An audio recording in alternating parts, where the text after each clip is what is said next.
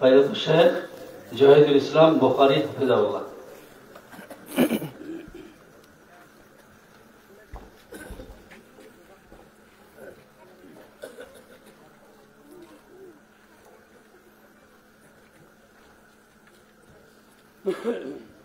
আসসালামু আলাইকুম ওয়া রাহমাতুল্লাহ। সাউন্ড কোয়ালিটি ঠিক না। আলহামদুলিল্লাহি রাব্বিল আলামিন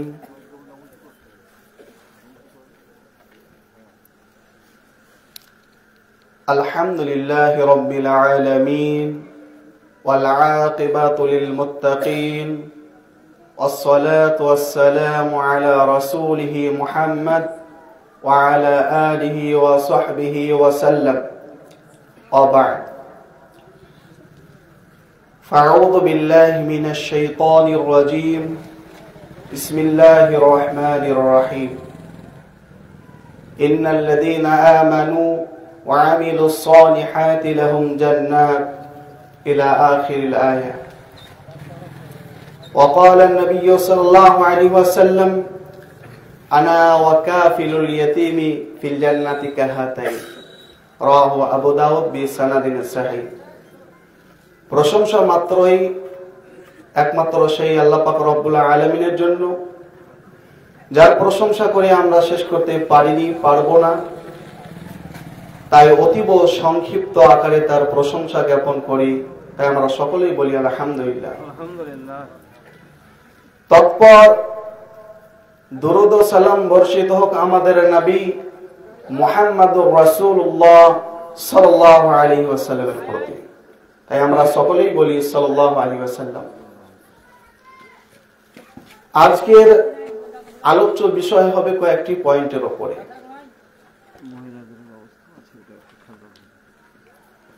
এক নাম্বার হচ্ছে ঈমানের একটি নুকতা থাকবে, দ্বিতীয় নাম্বার নুকতা থাকবে জান্নাত, তৃতীয় নাম্বার নুকতা হবে জান্নাতে যাবে কারা। অতীব সংক্ষিপ্ত আকারে কোরআন হাদিস থেকে ইনশাআল্লাহ আলোচনা করব। মহান আল্লাহ তাআলার যতই শুকরিয়া আমরা আদায় করি না কেন অতীব অল্প। আল্লাহ তাআলা যে নিয়ামত দিয়েছেন দুনিয়াতে আমাদেরকে এবং পরকালেও দেবেন ইনশাআল্লাহ, সেই নিয়ামতের আমরা যত ভাবে শুকরিয়া জ্ঞাপন করতে পারি না। আল্লাহ তাআলার নিয়ামত অসংখ্য।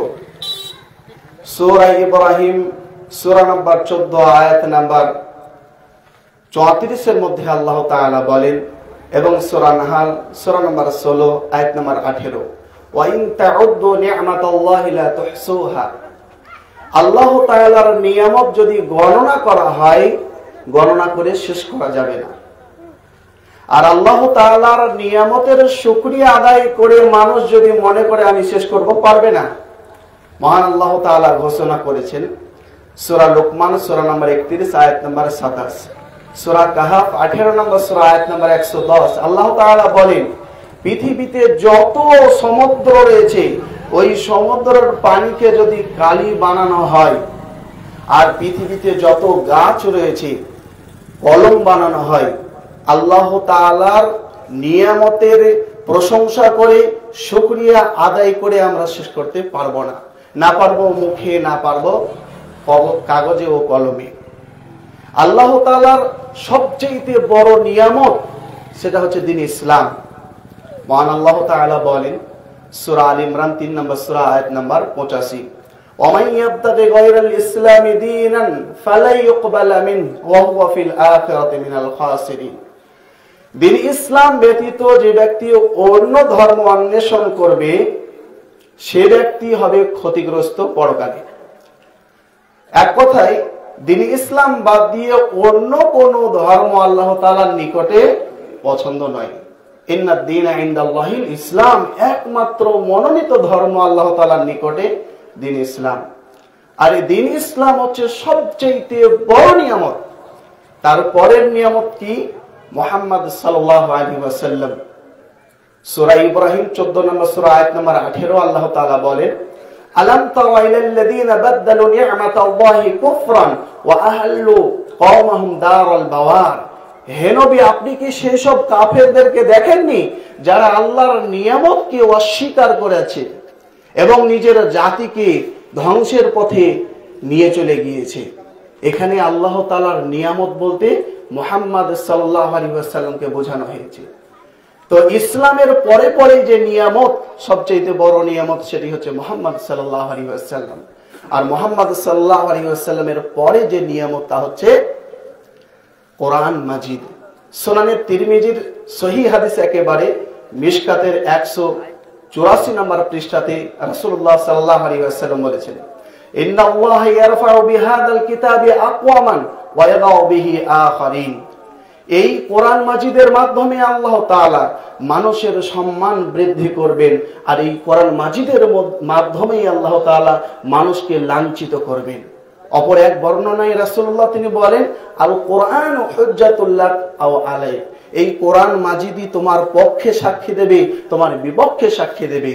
কখন আমার পক্ষে সাক্ষী দেবে? যদি আমি কোরআন অনুযায়ী নিজের জীবন যাপন করি, তাহলে কোরআন মাজিদ আমার পক্ষে সাক্ষী দেবে কিয়ামতের দিন। আপনারা সকলেই জানেন, আসিয়াম ওয়াল কোরআন ইয়াশফাআন লিল আবদি।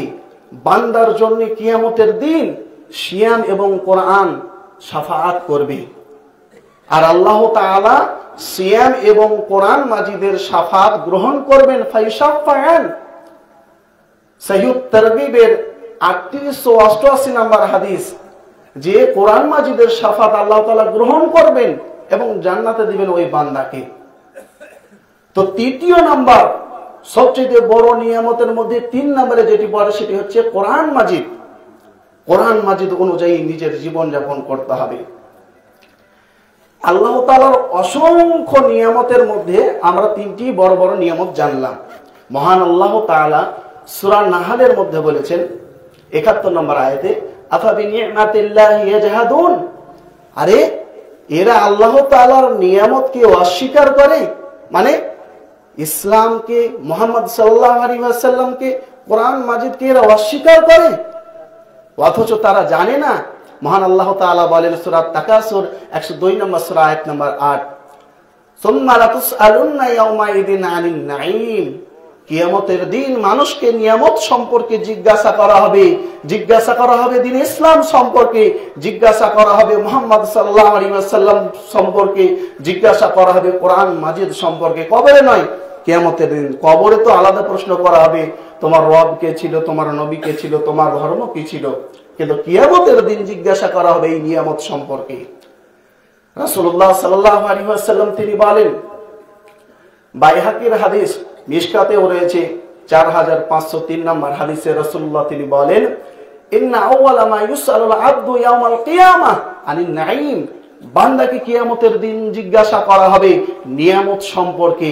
আমি যে তোমাকে ইসলাম দিয়েছিলাম, আমি যে তোমাকে নবী মুহাম্মদ সাল্লাল্লাহু আলাইহি সাল্লামকে দিয়েছিলাম, আমি কোরআন মাজিদ দিয়েছিলাম, এগুলো হচ্ছে বিরাট বড় বড় নিয়ামত, তুমি কতটা শুকরিয়া আদায় করেছো এই নিয়ামতের। আল্লাহ তাআলা বলেন সূরা নাহলের 53 নম্বর আয়াতে, সূরা নম্বর 16 আয়াত নম্বর 53, ওয়ামা বিকুম মিন নি'মাতিন ফামিনাল্লাহ। তোমাদের দেহে যা নিয়ামত রয়েছে, তোমাদের দেহে যা অঙ্গ প্রত্যঙ্গ রয়েছে, সব আল্লাহ তাআলার নিয়ামত। হাত কত বড় নিয়ামত, যার হাত নেই তাকে গিয়ে জিজ্ঞাসা করুন। চোখ কত বড় নিয়ামত, যার 2 চোখ অন্ধ তাকে গিয়ে জিজ্ঞাসা করুন। পা কত বড় নিয়ামত, যার পা নেই তাকে গিয়ে জিজ্ঞাসা করুন। যে চলতে পারে না 2 পা দ্বারা, তাকে গিয়ে জিজ্ঞাসা করুন। শ্বাসকষ্ট, এই যে অক্সিজেন যে কত বড় নিয়ামত, যে শ্বাসকষ্টের রোগে ভুগছেন ওনাকে গিয়ে জিজ্ঞাসা করেন যে অক্সিজেন কত বড় নিয়ামত। একজন বিরাট বড় ধনী ব্যক্তি শ্বাসকষ্টের কারণে এক নার্সিং হোমে ভর্তি হয়েছিলেন। অত্যন্ত ধনী, মাত্র 5 দিন ভর্তি থাকার কারণে 12 লাখ টাকা ওনার বিল। যখন তিনি বিল দেখছেন, অঝরে কান্না করতে আরম্ভ করলেন। ওই নার্সিং হোমের ম্যানেজার বলছেন, আপনি বিল বেশি হয়েছে বলে কান্না করছেন? তখন সেই ধনী ব্যক্তি বলল, না না, আমি বিল বেশি হয়েছে বলে কান্না করছি না, আমি কান্না করছি এই জন্য, মাত্র 5 দিন আমি নার্সিং হোমে থাকলাম, অক্সিজেন গ্রহণ করার জন্য, এই 5 দিন অক্সিজেন গ্রহণ করার জন্য আমাকে 12 লাখ টাকা লাগলো।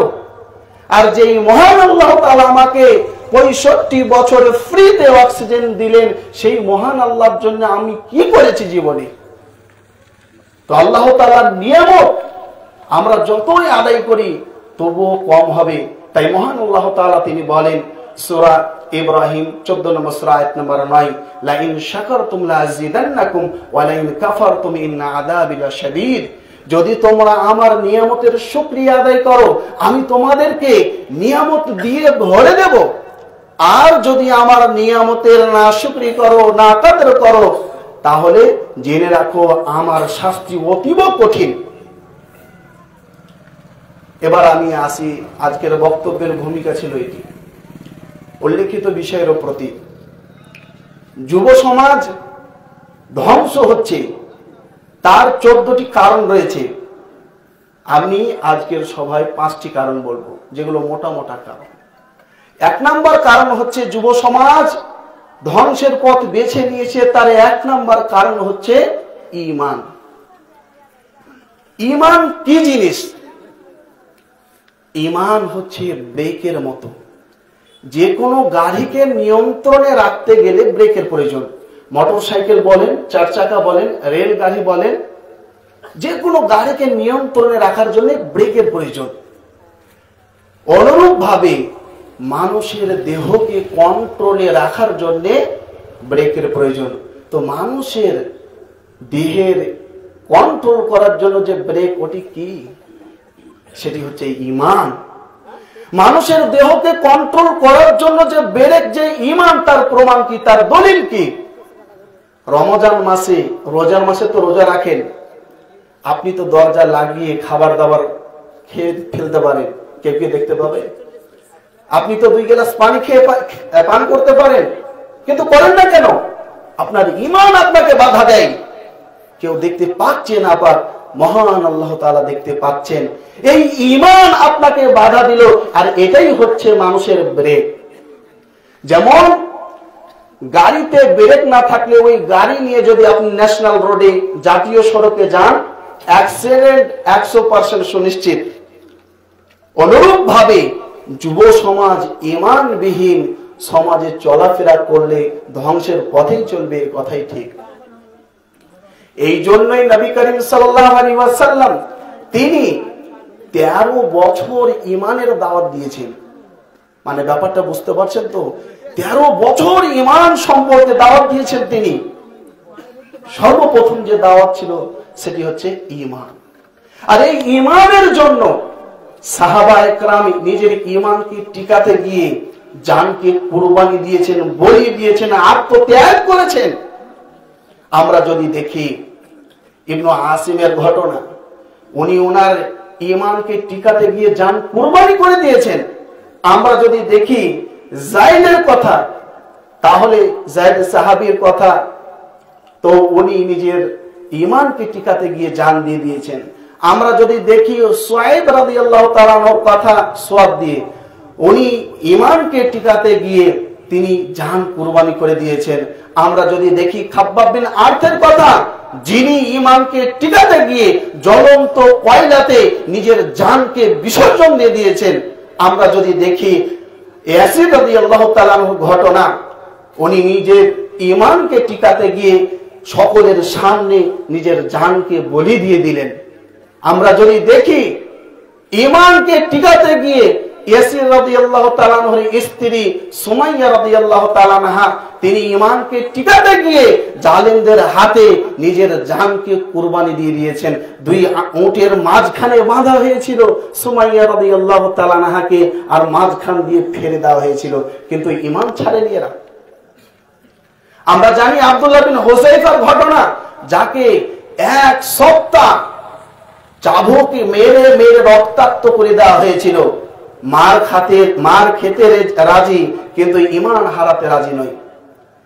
1 সপ্তাহ অনাহারে রাখা হয়েছিল, মার খেতে রাজি, না খেয়ে থাকতে রাজি, ঈমান হারাতে রাজি নয়।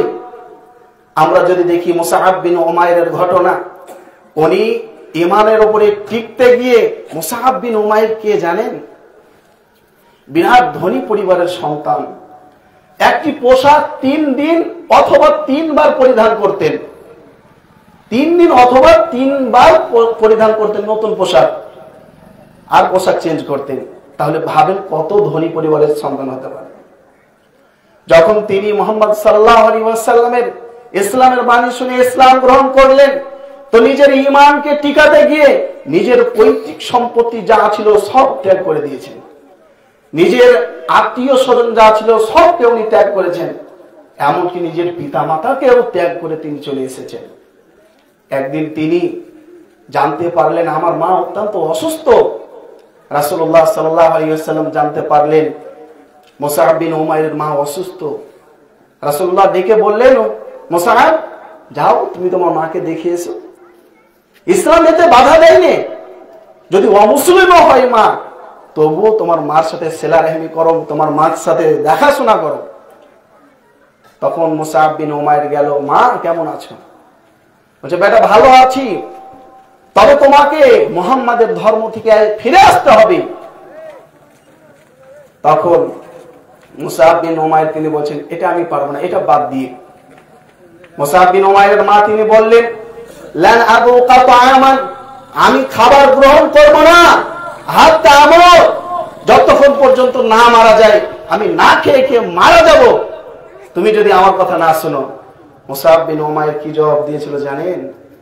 লাউ কানাত লাকি মিয়াতু আলফি নাফসিন ফাখারাজাত মিনকি নাফসান নাফসান, তোমার যদি 1000 বার জান বেরিয়ে যায়, তোমাকে 1000 বার যদি আমি হারাতে পারি তো আমি হারাতে রাজি, তোমাকে যদি 1000 বার কুরবানি দিতে হয় তবু আমি রাজি।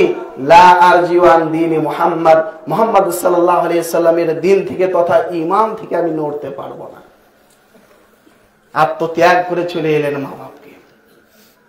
অনুরূপ ভাবে সাদ বিন আবি ওয়াক্কাস উনি যখন ইসলাম গ্রহণ করেন, ওনার মা বলছেন বেটা আমরা এতদিন থেকে এই ধর্ম পালন করছি আর তুমি এই ধর্ম পালন করছো, লোকে ছিছা করছে, 5টা মানুষ 5 রকম কথা বলছে, তুমি ফিরে চলে এসো না।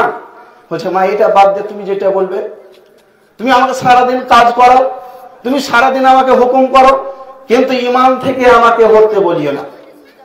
বলছে বেটা আমি তাহলে না খেয়ে খেয়ে মারা যাবো।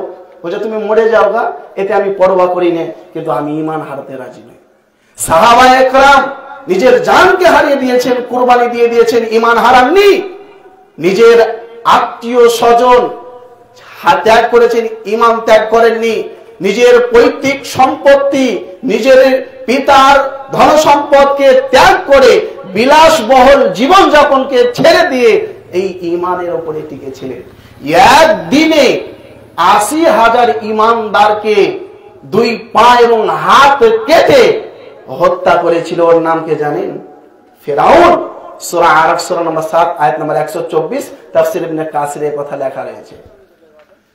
ফিরাউন একদিনে 70,000 ঈমানদার মানুষকে 2 পা এবং হাত কেটে একেবারে শেষ করে দিয়েছে সলিয়ে দিয়ে, কিন্তু ঈমান তারা হারাননি। ঈমানকে টিকাতে গিয়ে শত শত সাহাবায়ে কেরাম, প্রত্যেক নবীর সাহাবীরা জান বলে দিয়ে দিয়েছেন, কিন্তু ঈমান হারাননি।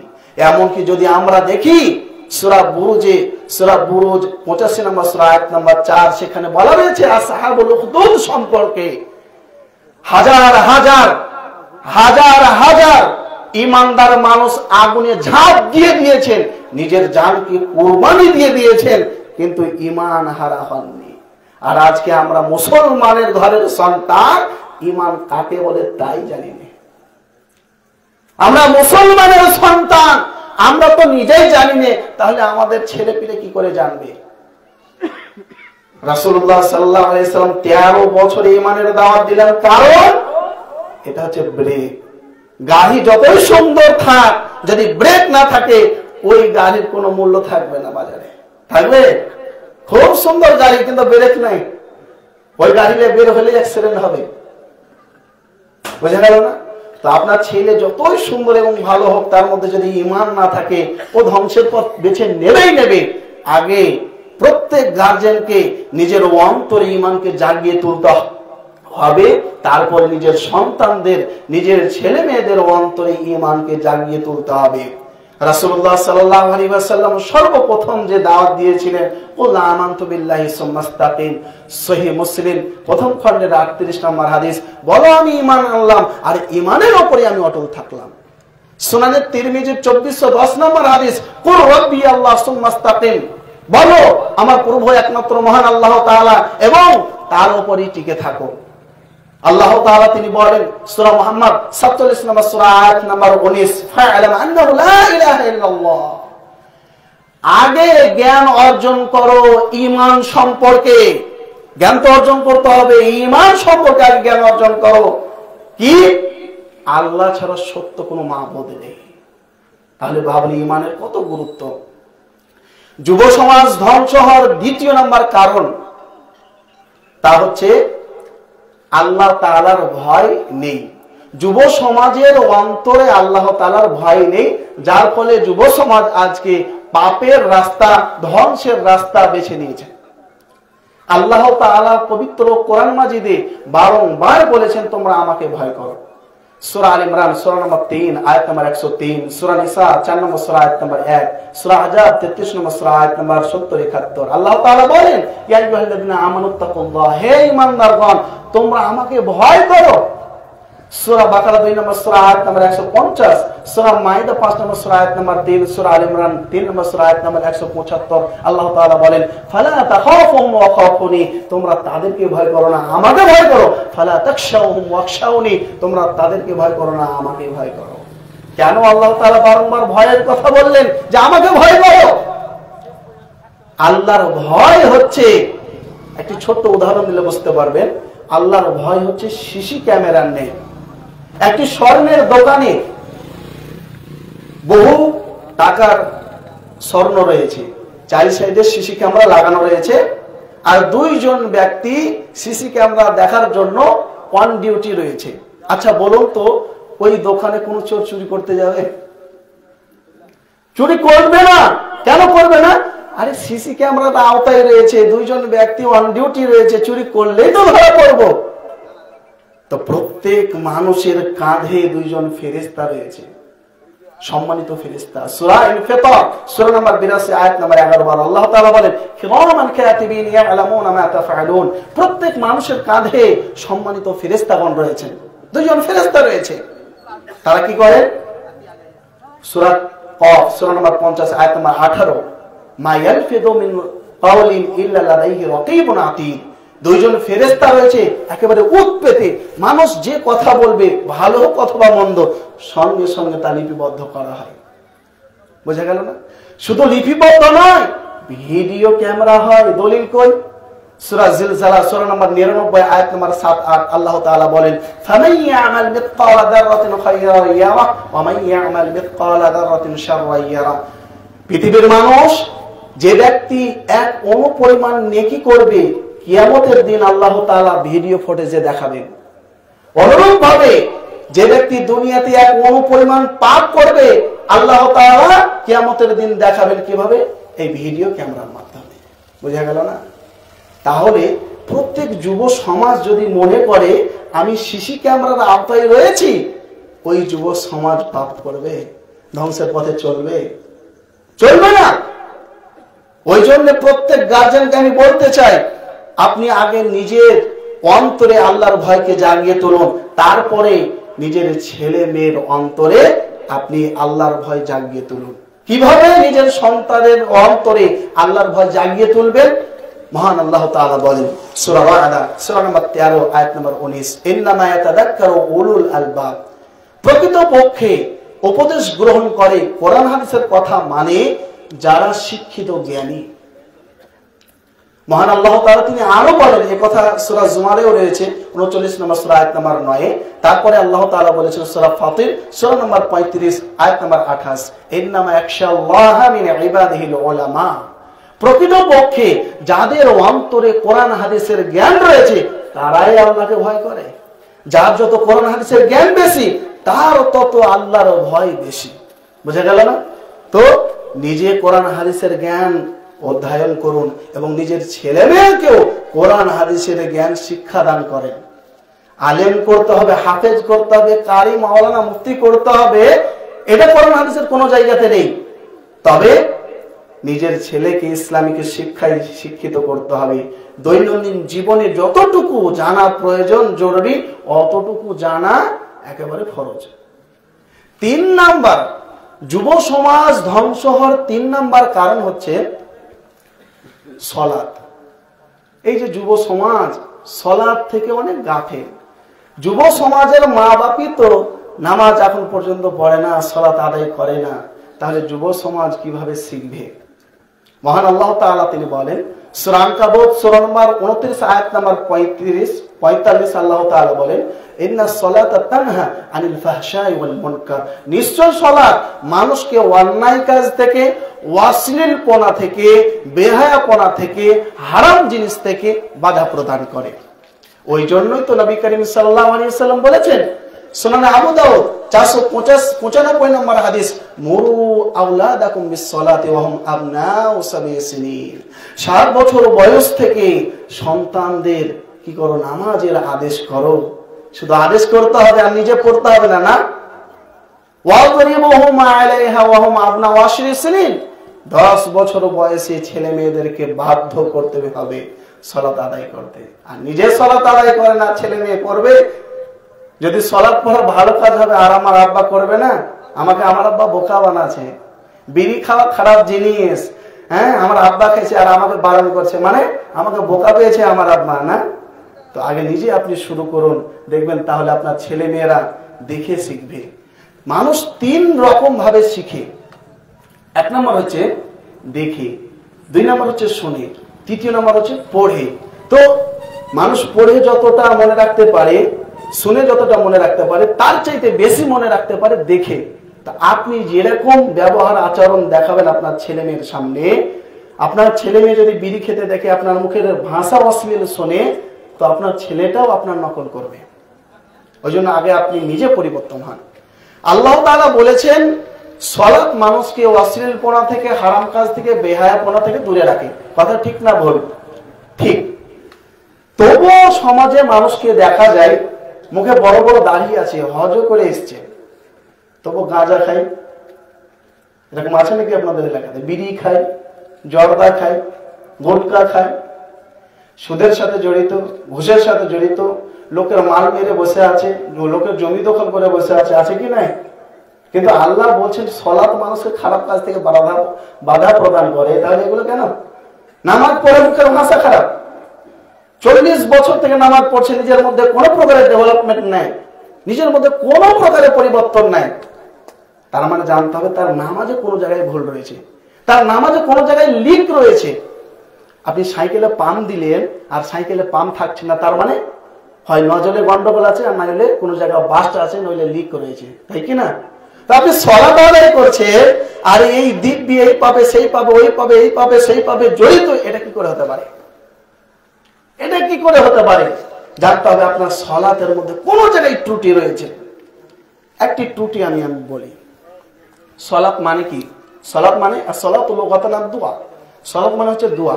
সহিহ বুখারীর 405 নম্বর হাদিস, রাসূলুল্লাহ তিনি বলেন, যখন বান্দা সালাতে দাঁড়ায়, ফাইন্নামা ইউনাজি রাব্বাহ, সে ব্যক্তি তার রবের সাথে মুনাজাত করে, দোয়া করে। আল্লাহ তাআলা পবিত্র কোরআন মাজিদের সূরা বাকারাতে 2টি আয়াতের মধ্যে বলেছেন ওয়াস্তাঈনু বিস-সাবরি ওয়াস-সালাহ, ধৈর্য সহকারে সালাতের মাধ্যমে আল্লাহ তাআলার কাছে সাহায্য কামনা করো, আল্লাহ তাআলার কাছে ক্ষমা প্রার্থনা করো, আল্লাহ তাআলার কাছে দোয়া করো, তাই কি না? আচ্ছা, দোয়া আমরা যে করি, যদি জিজ্ঞাসা করা হয় আপনারা তো এশার সালাত পড়ে এলেন, এশার নামাজ পড়ে এলেন, কি দোয়া করে এলেন? তো জবাব আসবে কি? নামাজ পড়তে হয় বাবা, পড়ে চলে এসেছি, এটাই। আচ্ছা বলেন তো, আপনি যে দোয়া করলেন, আপনি যদি নিজে না জানেন আমি কি দোয়া করলাম, আল্লাহ আপনাকে কি দিবে? একটা দোকানে গেলেন আর ওই দোকানদারকে এমন জিনিস দিতে বলছেন যেটা আপনি নিজেই জানেন না আমি কি চাইছি। আচ্ছা, দোকানদার কি দিবে আপনাকে? দোকানে গেলেন কিছু লাভের জন্য, তাই তো নাকি? তো আপনি নিজেই বুঝতে পারছেন না যে আমি কি নেব, দোকানদার আপনাকে কি দিবে? তো আপনি যে সালাত আদায় করছেন, যে দোয়া সূরাগুলো পাঠ করছেন, ওই দোয়া সূরাগুলো আপনি কি বুঝতে পারছেন যে আমি কি চাইলাম, কি দোয়া করলাম? আমি বলবো না যে সালাত হবে না, আমি বলবো না যে কোনো ব্যক্তি যদি নামাজের দোয়া সূরার অর্থ না জানে ওর সালাত হবে না, নামাজ হবে না, এই কথা বলবো না। আর এই ফতোয়াও আমি দিতে আসিনি। তবে এই কথা অবশ্যই আমি বলবো, ভাতের সাথে তরকারির প্রয়োজন আছে কি নাই? আছে। তো তরকারি যতই সুন্দর ভাবে রান্না করেন, যদি লবণ না দেওয়া হয় ওই তরকারির স্বাদ পাবেন? স্বাদ পাবেন? তরকারি খুব সুন্দর রান্না করা হয়েছে কিন্তু লবণ দেননি, স্বাদ পাবেন? পাবেন না। তো অনুরূপ ভাবে আপনি যদি সালাত আদায় করেন আর সালাতে যে দোয়া করছেন এই দোয়ার অর্থ, সূরার অর্থ জানছেন না, তো নামাজের স্বাদ পাবেন না। দূর থেকে যদি তরকারি খুব সুন্দর রান্না করেন আর নুন না দেন, মানুষ বুঝতে পারবে? না চাখা পর্যন্ত বুঝতে পারবে না। দূর থেকে সবজি বলবে, তরকারি বলবে। অনুরূপ ভাবে আপনি নামাজ পড়ছেন, মানুষ দেখে আপনাকে নামাজই বলবে, মুসল্লি বলবে, কিন্তু আপনার নামাজ আল্লাহর নিকটে গ্রহণ হচ্ছে কিনা আল্লাহ ভালো জানেন। আল্লাহ তাআলা বলেছেন 2 শ্রেণীর মানুষ নামাজ পড়ার পরে জাহান্নামে যাবে। কারা এরা? হ্যাঁ, 2 শ্রেণীর মানুষ নামাজ পড়ার পরেও জাহান্নামে যাবে, এরা কারা? সূরা মাউনে আল্লাহ তাআলা বলেন 107 নম্বর সূরা আয়াত নাম্বার 6 থেকে 7, ফাওয়াইলুল লিল মুসাল্লিন আল্লাযীনা হুম আন সালাতিহিম সাহুন। দুর্ভোগ। ওয়াইল হলো জাহান্নামের এক ঘাটির নাম। জাহান্নামের ঘাটি, ওয়াইল ঘাটি হচ্ছে ওই সব নামাজীদের জন্য যারা নামাজ মনোযোগ দিয়ে পড়ে না, নামাজের দাঁড়ালে একেবারে সালাম ফিরা পর্যন্ত নামাজে মন নাই। অথচ আল্লাহ তাআলা বলেছেন সূরা মুমিনুন সূরা নাম্বার 23 আয়াত নাম্বার 3, ওয়াল্লাযীনা হুম ফি সালাতিহিম খাশিউন, যারা ঈমানদার তারা মনোযোগ সহকারে সালাত আদায় করবে। কিন্তু আমরা ওই মনোযোগ সহকারে তো আদায় করি না। নামাজে দাঁড়ালে মনে পড়ে চায়ের দোকানের কথা, নামাজে দাঁড়ালে মনে পড়ে মাঠের কথা, নামাজে দাঁড়ালে মনে পড়ে নামাজটা পড়ার পর একটু বাজারে যাব, কুটুম সদর এসেছে, নামাজটা কমপ্লিট করার পর হিসাব নিকাশ করব কত কিনা বেচা হলো, তাই তো নাকি? নামাজটা পড়ার পর খাওয়া দাওয়া করে ঘুমাবো, নামাজটা পড়ার পর একটা বিড়ি খাবো, তাই তো নাকি? নামাজ কোথায় আপনার মনোযোগ থাকলো? নামাজে মনোযোগ থাকলো? এখানে শাইখুল হাদিস বসে আছেন, আমার ভুল যদি না হয় সীতারামপুর মাদ্রাসার হেড মাওলানা সাহেব, ওই লালদারি সাহেব, তাই তো? তো যোগ্য মাওলানা সাহেব, ওনাকে জিজ্ঞাসা করবেন আমি কোরআন মাজিদের অর্থ ঠিক করছি না ভুল? আল্লাযীনা হুম আন সালাতিহিম সাহুন। ওয়াইল নামক জাহান্নামের ওই স্থান পাবে কারা? যারা সালাত আদায় করে কিন্তু মনোযোগ সহকারে নাই। নামাজ পড়তে পড়তে এটা সেটা মনে পড়তে পারে, কিন্তু কিঞ্চিত হলেও তো নামাজে মন থাকবে। কিন্তু এরকম মানুষ পাওয়া যায়, নামাজে দাঁড়ালো একেবারে সালাম ফিরা পর্যন্ত নামাজে মনোযোগই নাই, ওর নামাজই হবে না। সুনানে তিরমিজির সহিহ হাদিস, রাসূলুল্লাহ তিনি বলেন লা ইয়াকবালুল্লাহু সালাতা আহাদিন মিন কলবিন ওয়াহিদিন। যে ব্যক্তি কলবিন ওয়াহিদ, যে ব্যক্তি গাফেল সালাতে দাঁড়িয়েছে, তো ওই ব্যক্তির সালাত, ওই ব্যক্তির দোয়া আল্লাহ তাআলা কবুল করবেন না। দোয়া কবুল হওয়ার 5টি শর্ত রয়েছে, তার মধ্যে একটি হচ্ছে হুজুরুল কলব, অন্তরকে উপস্থিত রাখতে হবে। আর আপনার অন্তর চায়ের দোকানে, ফুচকার দোকানে, চপের দোকানে, বাজার ঘাটে, মাঠে, আপনার বন্ধুর সাথে, আপনার স্ত্রীর কাছে, আবার বাড়িতে আপনি নামাজ পড়ছেন কিন্তু এদিকে আপনার মন। তো এই নামাজে ঘাটতি থাকার 1 নম্বর কারণ হচ্ছে আপনি যে দোয়া সূরাগুলো পাঠ করছেন ওই দোয়া সূরাগুলোর অর্থ না জানার কারণে আপনার মনটা স্থির থাকে না। ওই জন্যে আমি প্রত্যেক গার্জেনকে বলবো, আপনারা যে দোয়া সূরাগুলো জানেন পুরো কোরআন মাজিদ অর্থ জানতে হবে এমনটা নয়। দৈনন্দিন জীবনে 5 ওয়াক্ত সালাত আদায় করলে যতটুকু সূরা দোয়া জানা আপনার জন্য ফরজ, অতটুকু আপনাকে জানতে হবে। এবার ওই অর্থটা জানলে আপনি স্বাদ পাবেন। নামাজের একটা স্বাদ রয়েছে। দেখেন আল্লাহ তাআলা বলেন আলা বিযিকরিল্লাহি তাতমাইন্নুল কুলুব, মনে রাখো নিশ্চয়ই আল্লাহ তাআলার জিক্রে তথা সালাতে রয়েছে আন্তরিক প্রশান্তি। নামাজ পড়ে আমরা কি প্রশান্তি সত্যিকারের পাই? আল্লাহ তাআলা বলেন ওয়াতারা আয়ুনহুম তাফিদু মিনাদ দামি মিম্মা আরাফু মিনাল হক।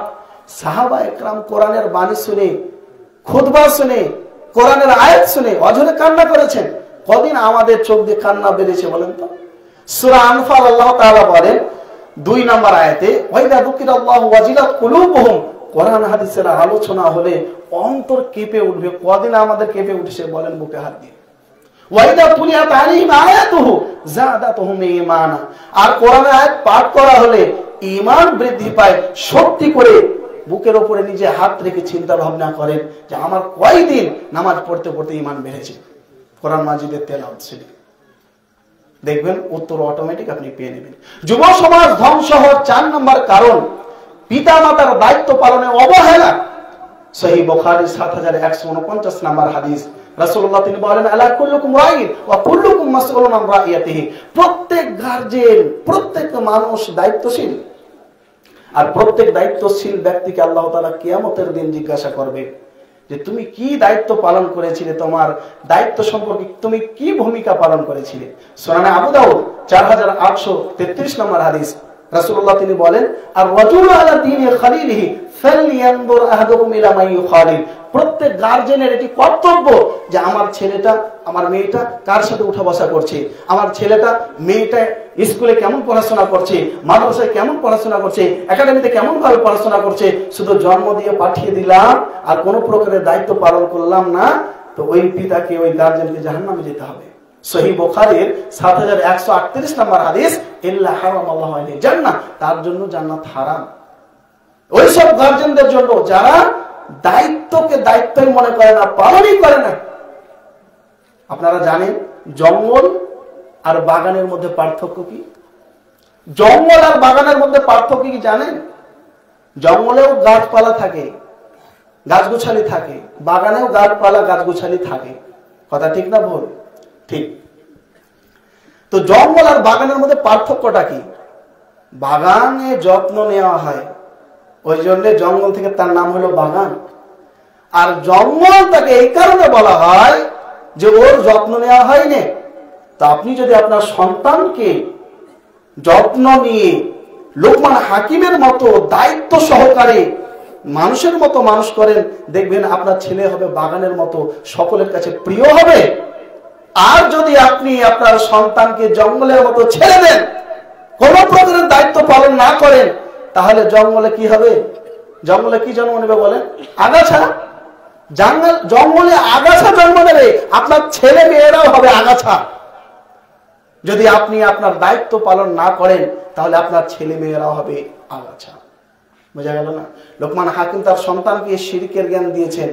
লোকমান হাকিম তার ছেলেকে সলাতের আদেশ করেছেন এবং বলেছেন নিজে সৎকর্ম করো, অপরকে ভালো কাজের আদেশ করো, মন্দ কাজের নিষেধ করো।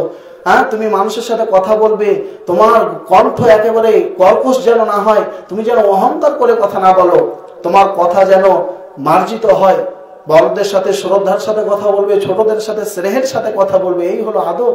সূরা লোকমান 31 নম্বর সূরা আয়াত নম্বর 13 থেকে 19 আল্লাহ তাআলা সূরা লোকমানে এই ঘটনা বলেছেন। 5 নাম্বার এটি কারণ, যুব সমাজ ধ্বংস হওয়ার 5 নাম্বার কারণ পরিবেশ অনুপযোগী হওয়ার কারণে।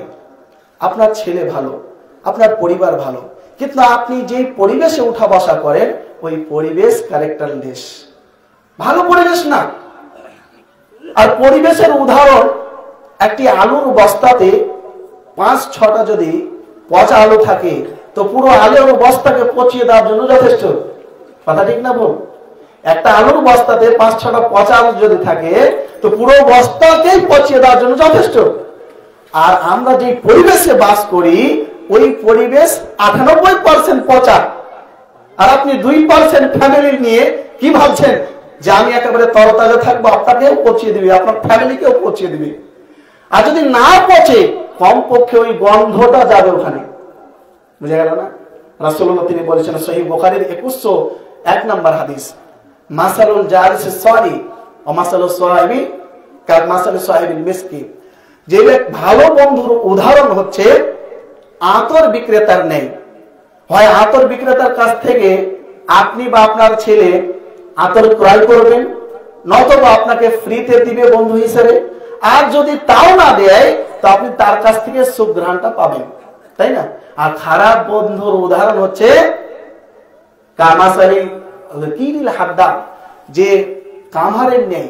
কামহারের পাশে থাকলে আপনার বা আপনার ছেলের পোশাকটা আগুনে পুড়ে যেতে পারে, নতুবা ওই কামারের কালি আপনার ছেলের বা আপনার গায়ে লেগে যেতে পারে।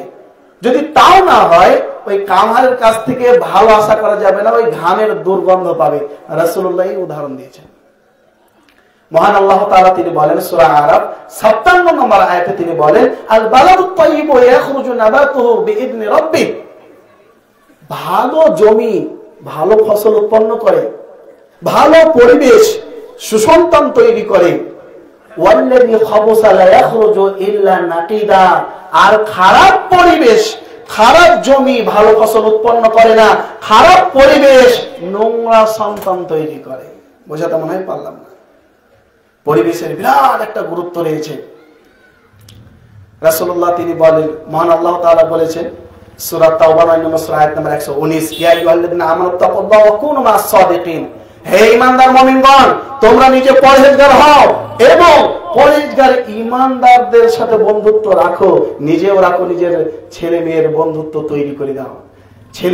ছেলে বন্ধু দেখো এবং মেয়ের ভালো মেয়ে বন্ধু বানিয়ে দাও। কি করবে?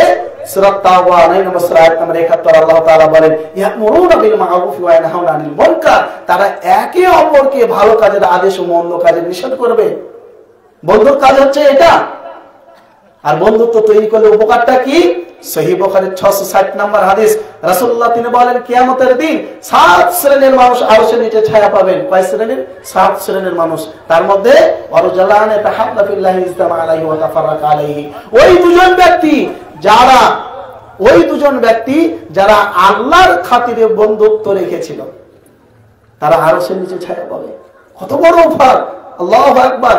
আল্লাহ তাআলা বলেন সূরা যুখরুফ সূরা নম্বর 43 আয়াত নম্বর 67, আল আখিল্লাউ ইয়াওমা ইদিন বা'দুহুম লিবা'দিন ইল্লাল মুত্তাকিন। কিয়ামতের দিন যত গাঁজাখোর, মদখোর আর চিলিমখোর, জুয়াখোর বন্ধু রয়েছে সব একে অপরের দুশমন হয়ে যাবে। কিন্তু যারা পরহেজগার বন্ধু রেখেছিল তারা বন্ধুই থাকবে, তারা উপকারে আসবে। সহিহ মুসলিম 341 নম্বর হাদিস, রাসূলুল্লাহ তিনি বলেন 3 প্রকারের মাখলুকাত আল্লাহ তাআলার নিকটে শাফাআত করবে। শাফাআতুল মালায়েকাতু ওয়ান নাবিয়্যুন ওয়াল মুমিনুন। ফেরেশতাগণ শাফাআত করবেন, নবীগণ শাফাআত করবেন, তারপরে মুমিনগণ শাফাআত করবেন। বন্ধুর জন্য সুপারিশ করবে, আল্লাহ আমরা একসাথে উঠা বসা করেছি গো, আল্লাহ আমি জান্নাতে যাব আর আমার বন্ধু জাহান্নামে যাবে, দয়া করে তাকে ক্ষমা করে আমার সাথে জান্নাতে দেন। আল্লাহ তাআলা তার শাফাআত গ্রহণ করে ওকে জান্নাতে দেবেন। বোঝা গেল না? তাহলে নেককার বন্ধু নিজে বানাতে হবে আর নেককার বন্ধু নিজের ছেলের জন্য চয়ন করে দিতে হবে। কিন্তু আমরা কোনো গুরুত্বই দিইনি। 6 নাম্বার যুব সমাজ ধ্বংস হওয়ার 6 নাম্বার কারণ হচ্ছে মোবাইল।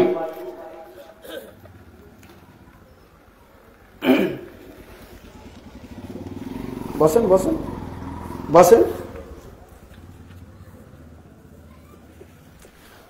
রাসূলুল্লাহ সাল্লাল্লাহু আলাইহি ওয়াসাল্লাম তিনি বলেন ফাল আইনানি দিনামান নাদরু। মোবাইল ভালো জিনিস রয়েছে, খারাপ জিনিস রয়েছে। তো যুব সমাজ, ইবনে মাসউদ রাদিয়াল্লাহু তাআলা তিনি বলেন আশ-শাবাবু শাবাবাতুন মিনাল জুনুন। যুবক কাল হচ্ছে, যৌবন কাল হচ্ছে পাগলামির একটা অংশ। পাগল যেমন হালাল হারাম বোঝে না, এই যুব সমাজ যৌবন কালে হালাল হারাম কিচ্ছু বোঝে না, পাগলের মতো হয়ে যায়। একজন পাগল সে হারাম হালাল বোঝে? ইবনে মাসউদ রাদিয়াল্লাহু তাআলা তিনি বলেন যৌবনকালে যুবক যুবতী পাগলের মতো থাকে, ও হালাল হারাম বিবেচনা করে না। ওই জন্য রাসূলুল্লাহ তিনি বলেছেন যেই যুবক যুবতী নিজের লজ্জাস্থানের হেফাজত করবে তার জন্য জান্নাত।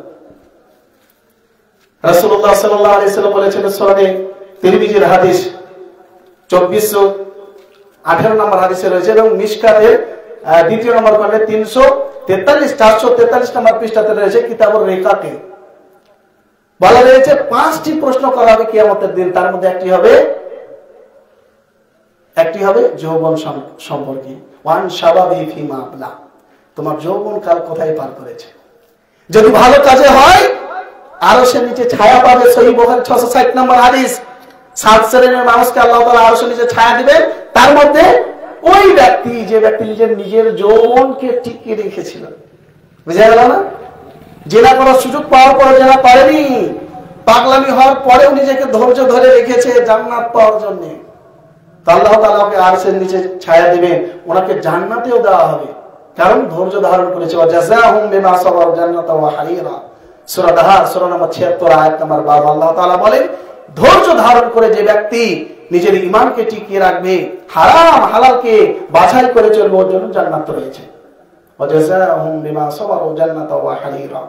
এই যুব সমাজ মোবাইলের মাধ্যমে ধ্বংস হচ্ছে। গান শুনছে, গান শুনলে কি হয় জানেন? হ্যাঁ, আল গিনাউ ইউমিতু নিফাকা ফিল কলব। গান শুনলে ইবনে মাসউদ তিনি বলেন, গান শুনলে মানুষের অন্তরে নেফাক সৃষ্টি হয়, অন্তরে মরিচিকা দাগ পড়তে শুরু করে। যখন অন্তরে দাগ পড়তে শুরু করবে তখন কোরআন মাজিদ শুনতে আর ভালো লাগবে না। কোরআন মাজিদ শুনতে গেলে ঘুম চলে আসবে, বক্তব্য শুনতে গেলে ঘুম চলে আসবে, বিরক্ত লাগবে, কারণ তার অন্তরে মরিচিকা দাগ পড়ে গিয়েছে।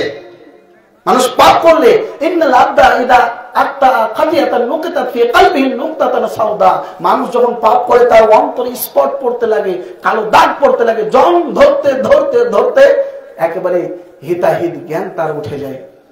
বুঝা গেল না?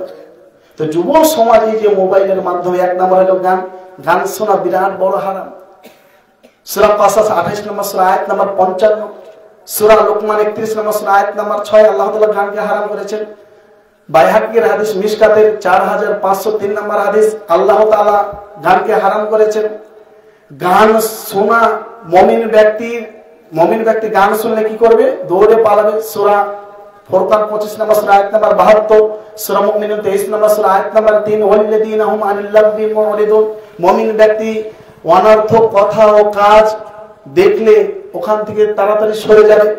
ওয়াইদা মারবু বিল লাগবি মারবু কিরামা, যেখানে গান বাজবে, অনর্থক কথা হবে, হ্যাঁ, অনর্থক কাজ হবে, সেখান থেকে মুমিন ব্যক্তি তাড়াতাড়ি সরে যাবে। রাসূলুল্লাহ গানের আওয়াজ শুনতে পেলে কি করতেন জানেন? সুনান আবু দাউদ 4924 নম্বর হাদিসে বলা আছে, রাসূলুল্লাহ গানের আওয়াজ শুনতে পেলে ওয়াদা ইসবাইহি আলা উদুনাই, কানে আঙ্গুল দিয়ে তাড়াতাড়ি চলে যেতেন ওখান থেকে। সাহাবায়ে কেরাম গানের আওয়াজ শুনতে পেলে কানে আঙ্গুল দিয়ে পালাতেন। আর আমরা সেই নবীর উম্মত, আমরা গান শুনি মোবাইলে। এমন কোন বাড়ি নাই, এমন কোন যুবকের মোবাইলে যে মোবাইলে গান চলে না, হয় টিভিতে চলে না তো মোবাইলে চলে। আর আমরা বলি মুহাম্মদ সাল্লাল্লাহু আলাইহি ওয়াসাল্লামের উম্মত। একজন বক্তাকে আমি দেখলাম, বেদের মেয়ে জোসনা, শুনেছেন মনে হয়, নাউজুবিল্লাহ। আজ কোন কমিটি থাকে গো, এরা মানুষ নাকি? কমিটি তো লয়, এরা হচ্ছে জানোয়ারের চাইতে খারাপ।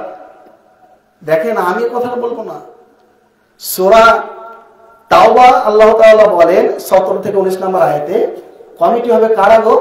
ইন্নামা ইয়ামুরু মাসাজিদাল্লাহ মান আমানা বিল্লাহি ওয়াল ইয়াউমিল আখির ওয়া আকামা সালাতা ওয়া আতা যাকাতা ওয়া লাম ইয়াখশা ইল্লাল্লাহ। কমিটি হবে ঈমানদার, দিনদার, পরেজগার, নামাজ পড়ে, যাকাত দেয়, আল্লাহ ছাড়া কাউকে ভয় করে না। ও কমিটি হচ্ছে কে জানেন? যে নামাজ কোনোদিন পড়ে না। যে নামাজ পড়ে না সে তো মুসলমান থাকে না। আর যে ব্যক্তি মুসলমান থাকে না, সূরা মুহাম্মদ 47 নম্বর সূরা আয়াত নম্বর 12 আল্লাহ তাআলা বলেন, সে হলো পশুর ন্যায়। যে নামাজ পড়ে না সে হলো পশুর ন্যায়। আমি বলি এই কথা, ইবনে উসাইমিন রাহিমাহুল্লাহ বলেছেন। তাহলে পশুকে যদি, আচ্ছা, পশু মারা গেলে কি তার জানাজার নামাজ পড়েন? কেন পড়েন? কেন পড়েন না? পশু জানাজার নামাজ নাই, আপনারা যে পড়েন বেনামাজি জানাজা। তাহলে বেনামাজি যদি পশু হয়, আপনি দুনিয়াতে মানুষ খুঁজে পেলেন না, পশুকে কমিটি বানিয়ে দিলেন।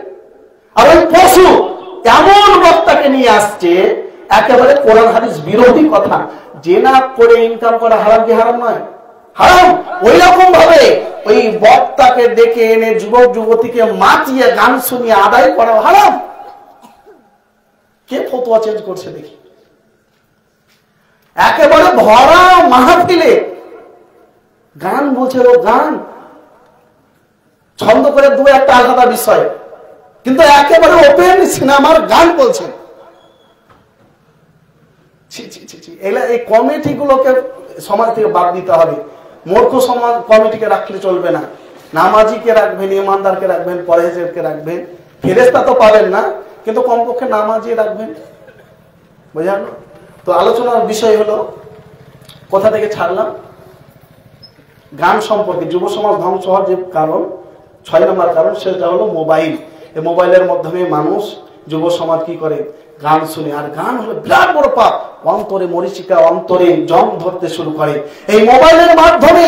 রাসূলুল্লাহ তিনি বলেন ফাল আইনানি দিনাহুমান নাদর, চোখের জেনা হচ্ছে চোখ দিয়ে বেগানা নারীকে দেখা, ওয়াল উযুনানি দিনাহুমান ইস্তিমা, এই যে মোবাইলের মাধ্যমে প্রেম প্রীতি করা হচ্ছে কানের জেনা, ওয়াল ইয়াদ জিনাহাল বাতসু, এই মোবাইলে খারাপ ছবি দেখার পর নিজের হাতকে স্ত্রী বানিয়ে নেওয়া, এটা হচ্ছে জেনা। ওয়াল রিজলু জিনাহাল খুতা, পায়ের জেনা হচ্ছে পা দিয়ে জেনার রাস্তাতে চলা। ওয়াল কলবু ইয়াহদি ওয়া ইয়াতামান্না, অন্তরের জেনা হচ্ছে অন্তর দিয়ে পরিকল্পনা করা। এই সেই যুব সমাজ মোবাইলের মাধ্যমে ধ্বংস হয়ে যাচ্ছে। সাহাবা একরাম নিজের ঈমানকে টিকাতে গিয়ে নিজের জান কুরবানি করেছেন, ধনসম্পদ কুরবানি করেছেন, আত্মীয় স্বজনকে ত্যাগ পর্যন্ত করেছেন। কেন? ওনাদের লক্ষ্য উদ্দেশ্য কি ছিল জানেন? জান্নাত। জান্নাতে যেতে গেলে কি লাগবে জানেন? জানা আছে? ট্রেনে উঠতে গেলে টিকিট লাগবে না, কোনো পার্কে যেতে গেলে টিকিট লাগবে না, আর জান্নাতে বিনা টিকিটে চলে যাবে। লা ইয়াদখুলুল জান্নাতা ইল্লা নাফসুম মুমিনা, মুমিন ছাড়া কেউ জান্নাতে যাবে না। সহিহ বুখারীর হাদিস। তো জান্নাতের সার্টিফিকেট হচ্ছে ঈমান। এই ঈমান বিহীন কোন ব্যক্তি জান্নাতে যাবে না। আল্লাহ তাআলা বলেন ইন্নী হারামতুল জান্নাতা আলাল কাফিরিন, ঈমানহীন মানুষের জন্য আমি জান্নাত হারাম করে দিয়েছি। এবার শুনে নি জান্নাত কি। ভালো লাগছে শুনতে? কি শুনতে ভালো লাগছে না শুধু এমনি আমি বকছি, না ঘুম আসছে? কথা বলবেন তো? তো জান কি বলেন? তো জান্নাত সম্পর্কে একটু জেনে নিই। জান্নাত, দুনিয়াতে কোন ব্যক্তি অন্যায় কাজ করলে, পাপ কাজ করলে তার জন্য শাস্তি হিসাবে রয়েছে জাহান্নাম। অনুরূপ ভাবে দুনিয়াতে যারা ভালো কাজ করবে তাদের পুরস্কার হিসাবে যে জিনিস আল্লাহ তাআলা তৈরি করে রেখেছেন সেটি হচ্ছে জান্নাত। জাহান্নামের যেরকম 7টি দরজা রয়েছে, জাহান্নাম, জাহিম, সাইর, সাকার, হুতামা, লাদা, হাবিয়া, অনুরূপ ভাবে জান্নাতেরও 8টি দরজা রয়েছে। কি কি জানেন? বাবুস সালাহ, বাবুল জিহাদ, বাবুল সাদাকা, বাবুল রাইআন, বাবুল যিকর, বাবুল হজ, বাবুল আফিন, বাবুল আইমান। এই হলো জান্নাতের 8টি দরজা। জাহান্নামে যেমন কোয়ালিটি রয়েছে, যে যেরকম পাপ হবে এরকম অনুপাতে তার জাহান্নামে শাস্তি হবে, অনুরূপ ভাবে জান্নাতেও কোয়ালিটি রয়েছে। জান্নাতের কোয়ালিটি 10টি। যে যেরকম নেক আমল করবে সে সেরকম জান্নাতের কোয়ালিটি পাবে। জান্নাতুল ফেরদাউস সর্বোচ্চ কোয়ালিটি, জান্নাতুল নাঈম, জান্নাতুল মাওয়া, জান্নাতুল আদন, দারুস সালাম, দারুল মুকামা, দারুল খুলদ, দারুল হায়াওয়ান, মাকাদুস সিদকি, মাকামুল আমিন। আল্লাহু আকবার। এই 10টা হচ্ছে কোয়ালিটি জান্নাতের। সব কোরআন মাজিদ থেকে একেবারে এগুলো প্রমাণিত। জান্নাতে যে দরজা রয়েছে ওই দরজা দিয়ে, জান্নাতে যে দরজা রয়েছে ওই দরজা দিয়ে জান্নাতে যেতে হবে না ছাদটাকে মই দিয়ে পালিয়ে উঠে ঢুকে যাবে? দরজা দিয়ে যেতে হবে। তো জান্নাতের দরজা কোনোদিন খোলা হয় কি হয়নি? হয়। কখন? সহিহ মুসলিম 6438 নম্বর হাদিস। তুফতাহুল জান্নাতু ইয়াউমাল ইথনাইনি, তুফতাহু আবওয়াবুল জান্নাতি ইয়াউমাল ইথনাইনি ওয়াল খামিস। সোমবার ও বৃহস্পতিবার, প্রতি সোমবার ও বৃহস্পতিবার জান্নাতের দরজা খুলে দেওয়া হয়। ফায়ুগফারু লিকুল্লি আবদিন লা ইউশরিকু বিল্লাহি তাআলা, সকল বান্দাকে আল্লাহ তাআলা ক্ষমা করেন, কিন্তু 3 শ্রেণীর মানুষকে ক্ষমা করেন না। 1, যে শিরিক করে। 2, ওয়ারাজুলুন কানাত বাইনাহু ওয়া বাইনা আখিহি শাহনা, যার অন্তরে হিংসাতে পরিপূর্ণ। 3, যে বিদআত করে। এই 3 শ্রেণীর মানুষকে আল্লাহ ক্ষমা করেন না। আর কখন জান্নাতের দরজা খোলা হয়? আর কখন জান্নাতের দরজা খোলা হয়? সহিহ বুখারীর হাদিস।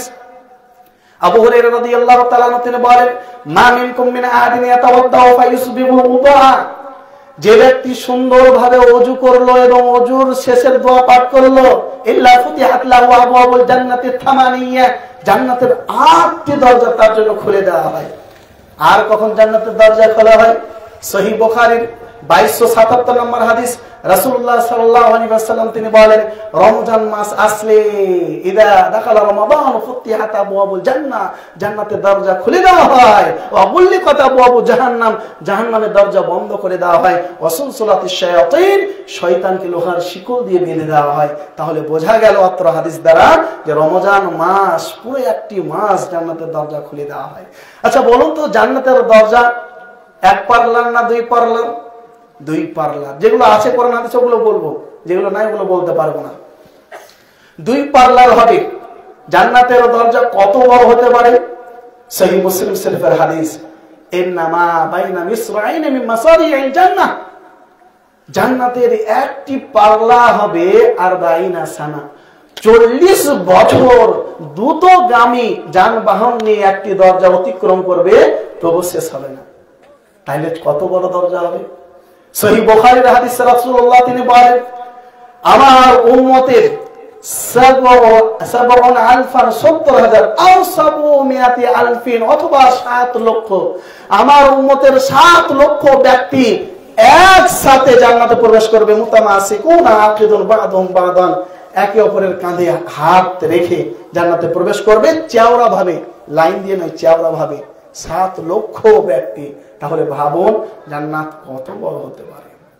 সহিহ বুখারীর হাদিস, রাসূলুল্লাহ তিনি বলেন, জান্নাতে রয়েছে অনেক গাছ, তার মধ্যে একটি গাছের ছায়া সম্পর্কে রাসূলুল্লাহ তিনি বলেন, ইন্না ফিল জান্নাতি শাজারাতান ইয়াসিরু রাকিবু ফি দিল্লিহা মিআতা আমিন, 100 বছর জান্নাতের একটা গাছের ছায়া 100 বছর সবচেয়ে দ্রুতগামী যানবাহন নিয়ে অতিক্রম করবে, তবুও একটি গাছের ছায়া শেষ করতে পারবে না।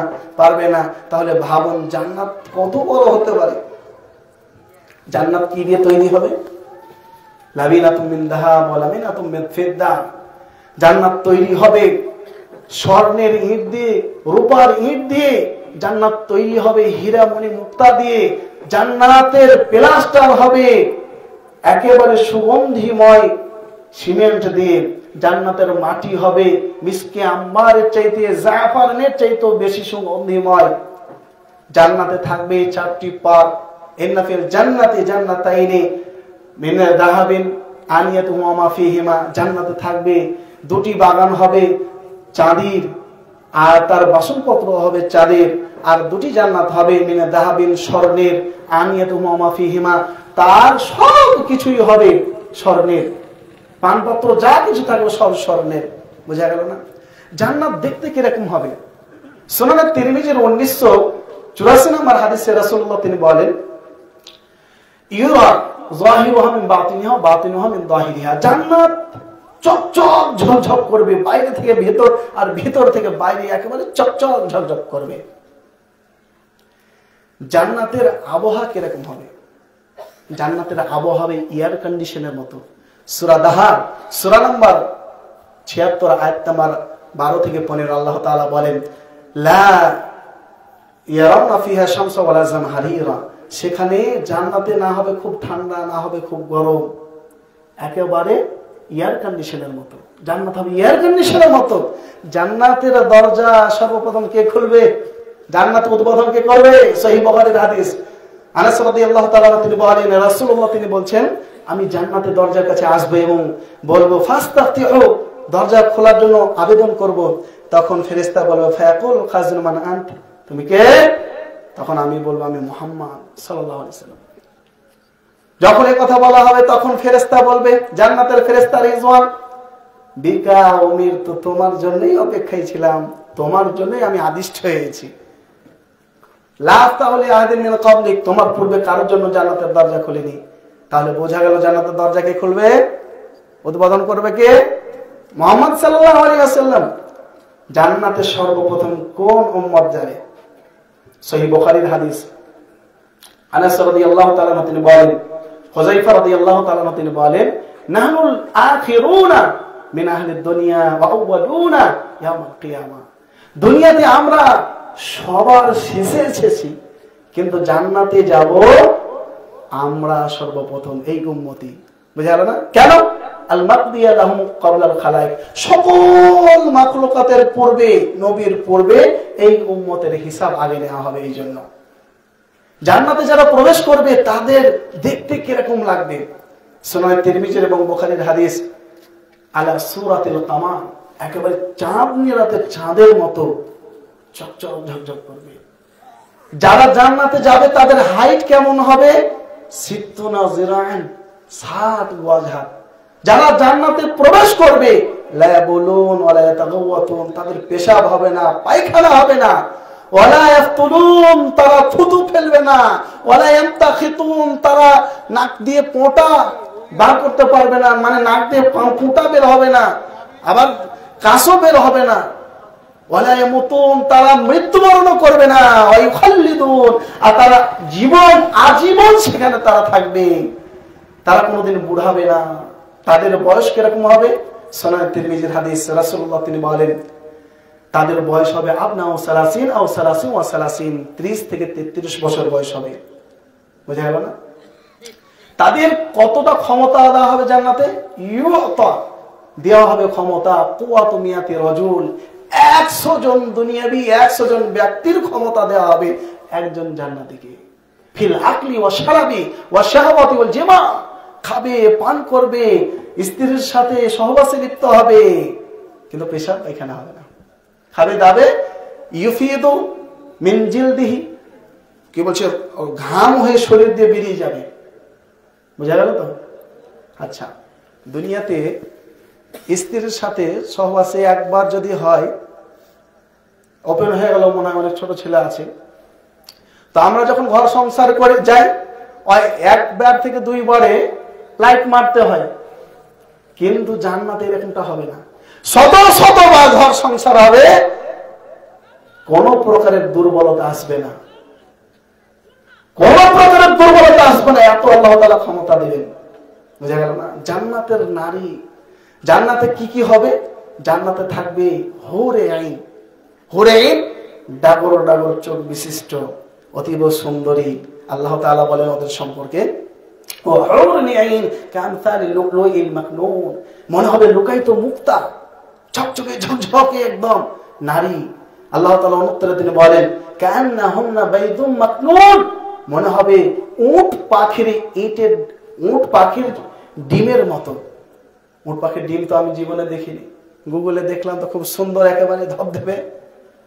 আমরা যদি সাধারণ এই পোল্ট্রির ডিম গুলোই দেখি, সিদ্ধ করলে চুকাটা লিকার পর কেমন লাগে?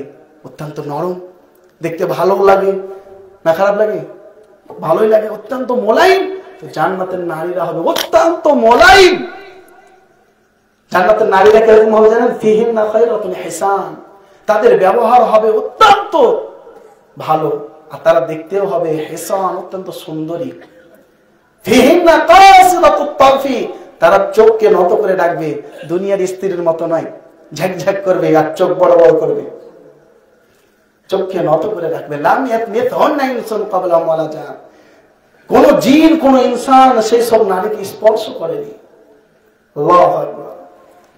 সেই জান্নাতি নারীরা স্বামীদেরকে গান শোনাবে। সুনান তিরমিজির হাদিস, লা ইউগান্নিয়ান্না আজওয়াজাহুন্না বিআহসানি আসওয়াতিহিন মা সামিআহা আহাদুন কত্ত, যেই গান জীবনে কোনদিন কেউ শুনেনি, জান্নাতে শুনবে স্ত্রীর মুখ থেকে।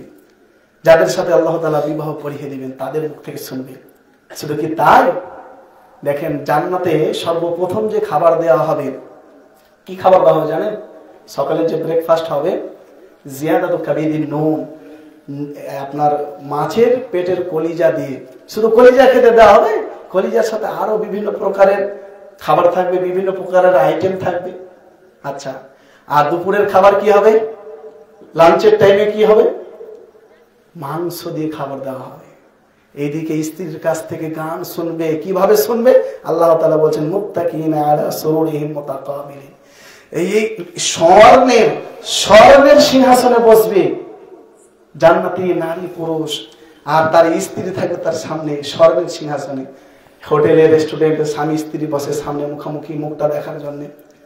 প্রেমিক প্রেমিকা বসে, হারাম। বোঝা গেল না? কিন্তু জান্নাতে একবারে বৈধ পন্থায় যে জান্নাতে যাবে ওই স্বর্ণের চেয়ারে বসে থাকবে তার স্ত্রী, একবারে জান্নাতের নারী স্বর্ণের চেয়ারে সিংহাসনে বসে থাকবে। শুধু চেয়ার থাকবে আর কিছু থাকবে না। ওই চেয়ার কিরকম হবে? একেবারে মোলায়েম, অত্যন্ত নরম হবে।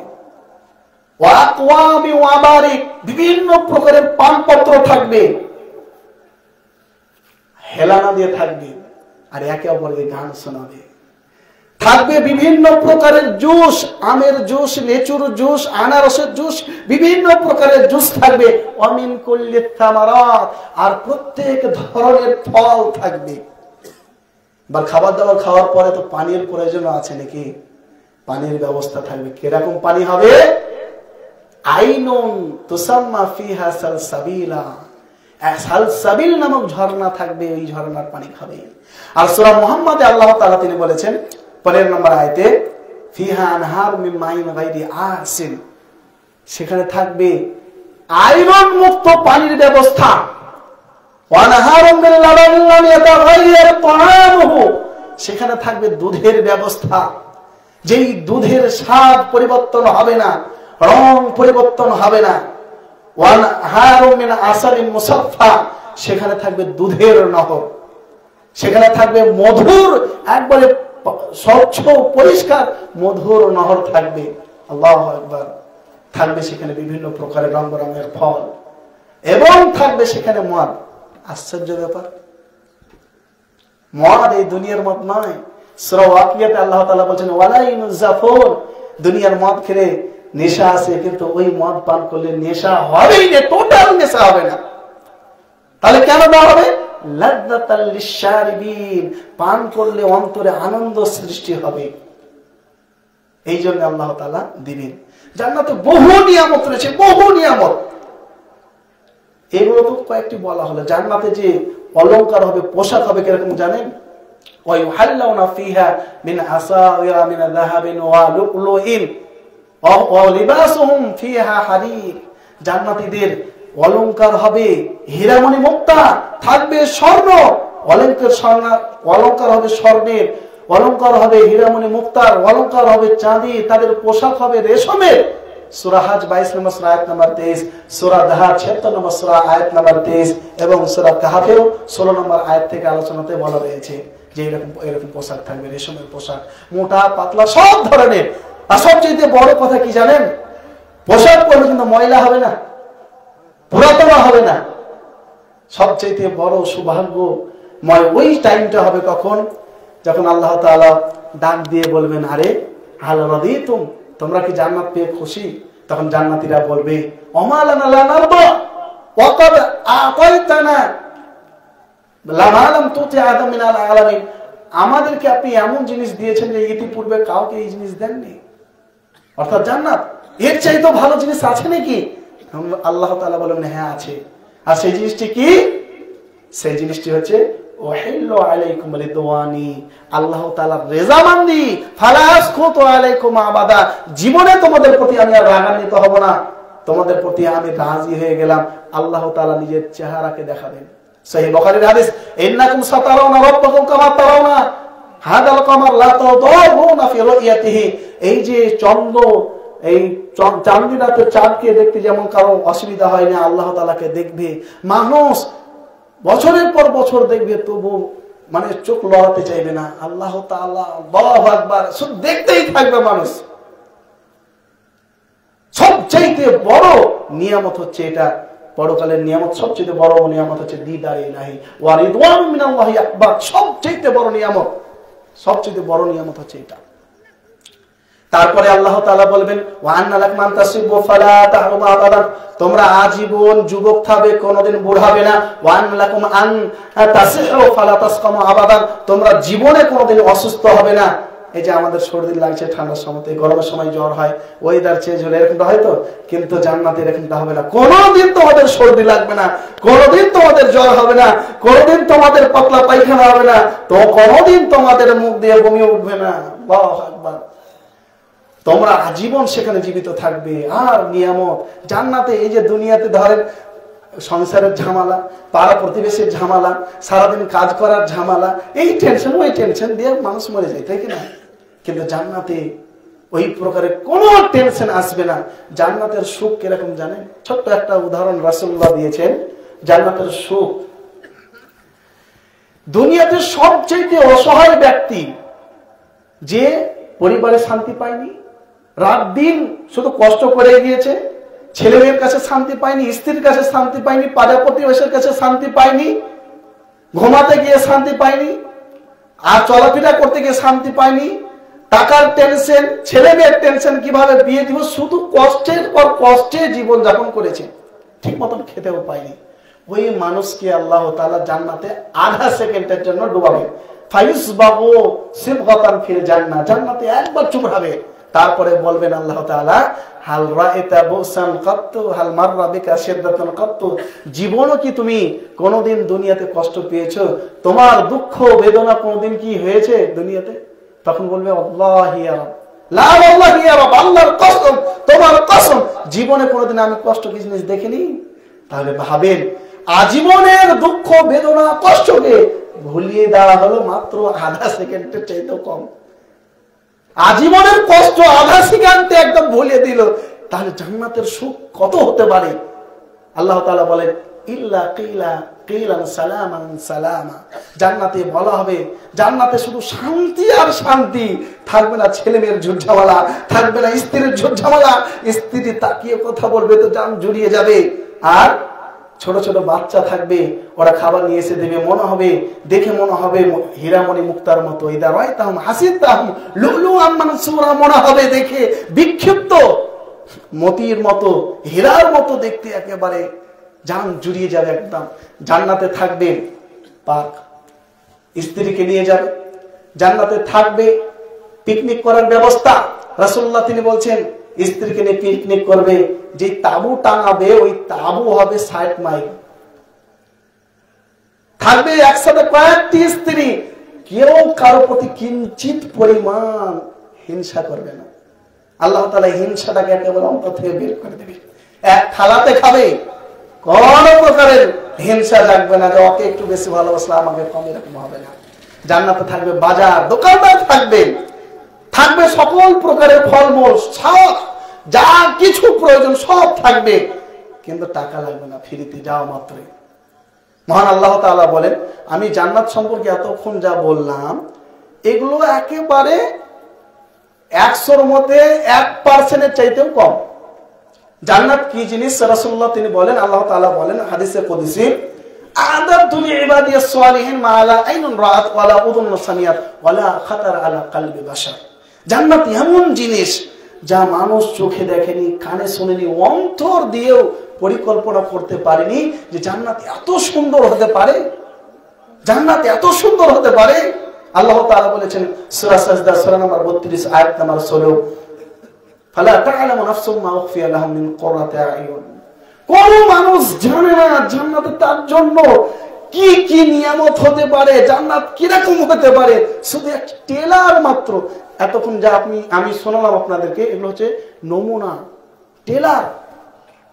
আল্লাহ তাআলা বলেন জান্নাত কোন জিনিসের নাম, ওয়ালাকুম ফিহা মা তাশতাহি আনফুসুকুম ওয়ালাকুম ফিহা মা তাদউন।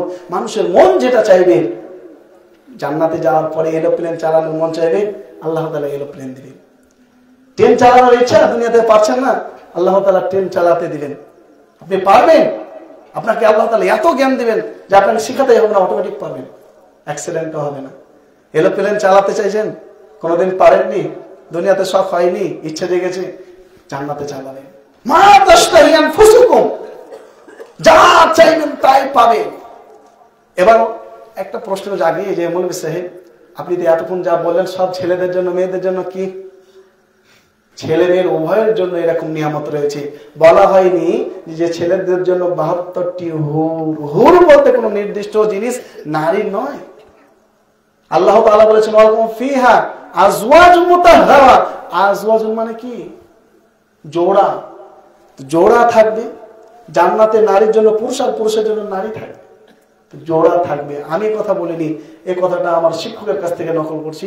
আর সেম প্রশ্ন করা হয়েছিল ডাক্তার জাকির নায়েককে, তো উনি জবাব দিয়েছিলেন যে নারী পুরুষ এরকম ভাবে ডিভাইডেড কোন জায়গাতে করা নেই। ডাগর ডাগর চোখ বিশিষ্ট, সেটা পুরুষ হবে নারীও হবে, সূরা বাকারা 25 নম্বর আয়াতে আল্লাহ তাআলা বলেন ওয়ালাকুম ফিহা আজওয়াজুম মুতাহহারা, সেখানে থাকবে পাক পবিত্র জোড়া জোড়া। স্ত্রীর কথা বলা হয়নি, আজওয়াজুম মানে জোড়া। আল্লাহ তাআলা সূরা নাবার মধ্যে বলেছেন ওয়া খালাকনাকুম আজওয়াজা, আমি তোমাদেরকে স্ত্রী স্ত্রী তৈরি করেছি নাকি? না, জোড়া জোড়া তৈরি করেছি। এবার আমরা আসবো জান্নাতে যাবে কারা? অনেক মানুষ চলে গেল, তাও আছে আলহামদুলিল্লাহ। তো জান্নাতে যাবে কারা বলবো?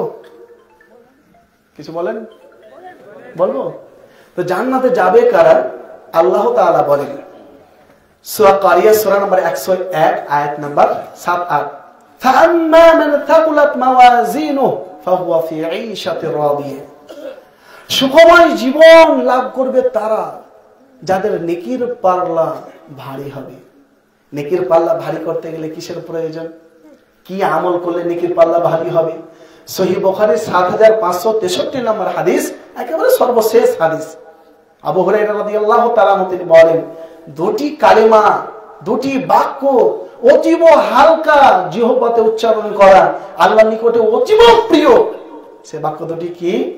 আমাদের শাইখুল হাদিস মাওলানা সাহেব ভালোই জানেন, সুবহানাল্লাহি ওয়া বিহামদিহি সুবহানাল্লাহ। সেই বাক্য দুটি হচ্ছে সুবহানাল্লাহি ওয়া বিহামদিহি সুবহানাল্লাহিল আযীম। কিয়ামতের দিন অনেক ভারী হবে নেকির পাল্লা, নেকির পাল্লাই ভারী হবে এই আমল। আর কি ভারী হবে? সুনানে তিরমিজির হাদিস 2003 নম্বর হাদিসে বলা হয়েছে, আবু দারদা রাদিয়াল্লাহু তাআলা আনহু তিনি বলেন, রাসূলুল্লাহ সাল্লাল্লাহু আলাইহি ওয়াসাল্লাম বলেছেন, মা মিন শাইইন ইউযাউ ফিল মিজানি আথকাল মিন হুসনিল কলব। কিয়ামতের দিন সবচেয়ে নেকির পাল্লায় যে জিনিস ভারী হবে সেই জিনিস কি জানেন? সেটা হচ্ছে উত্তম চরিত্র। উত্তম চরিত্র। যদি কোনো নারী তার স্বামীর সাথে উত্তম চরিত্র দেখায়, সে কিয়ামতের দিন তার নেকির পাল্লা ভারী হবে। অনুরূপ ভাবে কোন পুরুষ তার স্ত্রীর সাথে যদি উত্তম চরিত্র দেখায়, ছেলে মেয়ের সাথে উত্তম চরিত্র দেখায়, কিয়ামতের দিন তার নেকির পাল্লা ভারী হবে। উত্তম চরিত্রের মধ্যে পড়ে পর্দা। যে নারী পর্দা করে, যে পুরুষ পর্দা করে, ওর নেকির পাল্লা কিয়ামতের দিন ভারী হবে। আর কারা যাবে জান্নাতে? আল্লাহ তাআলা বলেন সূরা বুরুজ সূরা নম্বর 85 আয়াত নম্বর 8, ইন্নাল্লাযীনা আমানু ওয়া আমিলুস সালিহাতি লাহুম জান্নাত, নিশ্চয়ই যারা ঈমান আনয়নের পরে নেক কর্ম করেছে তাদের জন্য রয়েছে জান্নাত। আর জান্নাত তারা কারা পাবে? আবু দারদা রাদিয়াল্লাহু তাআলা তিনি বলেন, সুনানে আবু দাউদের 5065 নম্বর হাদিস, দুটি আমল যে ব্যক্তি করবে জান্নাতে যাবে। সে দুটি আমল কি কি? খাসলাতান লা ইউহাফিযু আলাইহিমা আবদুম মুমিনুন ইল্লা দাখালাল জান্নাহ। কোন ঈমানদার ব্যক্তি যদি দুটি আমল করে জান্নাতে যাবে। সে আমল দুটি কি কি? আমরা সকলেই কিন্তু করি প্রায়। 5 ওয়াক্ত ফরজ সালাতের পর আঙ্গুল দিয়ে তাসবিহ গণনা করলে 1, 2 নাম্বার হলো ঘুমানোর টাইমে ওই তাসবিহ গণনা যদি আঙ্গুল দিয়ে কেউ করে, এই দুটি আমল দুটি সময়ে যদি কোনো ব্যক্তি আমল করে, ওই ব্যক্তি জান্নাতে যাবে। সুনানে আবু দাউদের 1501 নম্বর হাদিসে বলা রয়েছে, রাসূলুল্লাহ তাসবিহ গণনা করেছেন ডান হাতে। কোন হাত? কি দিয়ে? হাতে এরকম ভাবে সুবহানাল্লাহ আলহামদুলিল্লাহ না, আঙ্গুল দিয়ে। সুনানে আবু দাউদের 1502 নম্বর হাদিসে কথা বলা রয়েছে, রাসূলুল্লাহ ডান হাতের আঙ্গুল দিয়ে গণনা করেছেন। অতএব রাসূলুল্লাহ তিনি বলেন, আলাইকুম, তোমাদের উপরে ওয়াজিব হচ্ছে, তোমাদের উপরে কর্তব্য হচ্ছে যে তোমরাও তাসবিহ গণনা করো বিল আনাবিল, আঙ্গুল দিয়ে। কিয়ামতের দিন আঙ্গুল দিয়ে তাসবিহ গণনা করলে 4টি উপকার। 1, কিয়ামতের দিন আল্লাহর নিকটে এই আঙ্গুলের সুপারিশ করবে, সাক্ষী দেবে। 2, আঙ্গুল দিয়ে তাসবিহ গণনা করলে জান্নাত পাওয়া যায়। 3, আঙ্গুল দিয়ে তাসবিহ গণনা করার পরে শেষের বেলাতে 100 বার পূর্ণ করার শেষে যে দোয়াটি রয়েছে এটি পাঠ করলে আল্লাহ তাআলা তার যত সাগীরা গুনাহ রয়েছে মাফ করে দেন। বুঝা গেল না? তাহলে কোন ব্যক্তি যদি এই দুটি আমল করে, কোন ঈমানদার ব্যক্তি, আল্লাহ তাআলা তাকে জান্নাতে দিবেন। আর কি আমল করলে জান্নাত পাওয়া যাবে? রাসূলুল্লাহ সাল্লাল্লাহু আলাইহি ওয়াসাল্লাম তিনি বলেন, যে ব্যক্তি আমার আনুগত্য করবে জান্নাতে যাবে। মান আতানি দাখালাল জান্নাহ ওয়া মান আসানি দাখালান নার। আর যে আমার আনুগত্য করবে না সে জাহান্নামে যাবে। পবিত্র কোরআন মাজিদে আল্লাহ তাআলা সূরা নিসা 13 নম্বর আয়াতের মধ্যে বলেন, মাইয়ুতিইল্লাহ ওয়া রাসূলা ইউদখিলহু জান্নাত। যে ব্যক্তি আল্লাহ এবং তার রাসূলের আনুগত্য করবে সে যাবে কোথায়? জান্নাতে। যে ব্যক্তি তওবা ইস্তেগফার করবে সে ব্যক্তি যাবে জান্নাতে। সূরা তাহরিম সূরা নম্বর 66 আয়াত নম্বর 8 আল্লাহ তাআলা বলেন, ইয়া আইয়ুহাল্লাযিনা আমানুত্তাকুল্লাহ ইয়া আইয়ুহাল্লাযিনা আমানু তুবু ইলাল্লাহি তাওবাতান নাসুহা। হে ঈমানদার মুমিনগণ, তোমরা তওবা করো একেবারে খালেস ভাবে, একনিষ্ঠতার সাথে। তাহলে কি হবে?